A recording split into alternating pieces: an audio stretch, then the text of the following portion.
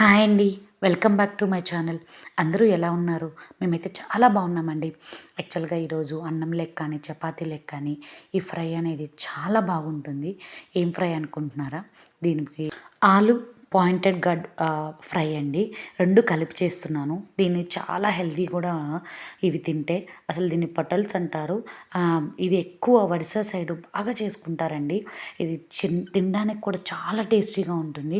అది దీన్ని కర్రీలా కూడా చేస్తారు, మసాలా కర్రీలాగా. అసలు ఎంత బాగుంటుందంటే అంత బాగుంటుంది. కానీ ఇలా ఫ్రై చేసుకున్నా కానీ అన్నంలోకి చపాతీలోకి ఎంత టేస్టీగా ఉంటుందంటే అంత టేస్టీగా ఉంటుంది. ఎలా చేయాలో తయారీ విధానం చూద్దామా? దీనికోసం ఒక 4 ఆలు, ఒక 5 పొటల్స్ తీసుకోండి. పొటల్స్ని పొడవుగా సన్నగా కట్ చేసుకోండి. ఆలుని నార్మల్గా ముక్కలుగా కట్ చేసుకోండి. కట్ చేసుకొని కళాయి పెట్టి కళాయిలో కొంచెం ఆయిల్ వేసి పోపు దినుసులు అన్నీ వేసుకొని పాయింటెడ్ గార్డ్స్ని తర్వాత ఆలుని వేయండి. ఆలు వేసి బాగా మూత పెట్టి వేయించాలండి. సగం మగ్గాక ఆనియన్స్ వేయండి. సగం మగ్గాక ఆనియన్ వేస్తే ఆ తర్వాత సగం మగ్గే లోపల ఆనియన్స్ కూడా మగ్గి చాలా టేస్టీగా అనిపిస్తాయి. ముందుగానే వేసాడనుకోండి కొంచెం మాడిపోయినట్టు అట్లాగా అయిపోతుంది ఆనియన్స్. సో అందుకోసం కొంచెం మగ్గాక మాత్రమే ఆనియన్స్ వేసుకోండి. చూడండి, మూత పెట్టుకుంటూ కలిపెట్టుకుంటూ మూత పెట్టి ఒక 2-3 మినిట్స్ తర్వాత మళ్ళీ కలిపెట్టుకుంటూ ఉండాలి ఫ్రైని, లేకపోతే అడుగంటేస్తుంది. ఇలా కలిపెట్టుకుంటూ ఆ తర్వాత దీనికి ఏమి ఆయిల్ కూడా ఎక్కువ పట్టదండి. మరి ఎక్కువ ఆయిల్ వేస్తే నూనెగా ఉంటుంది.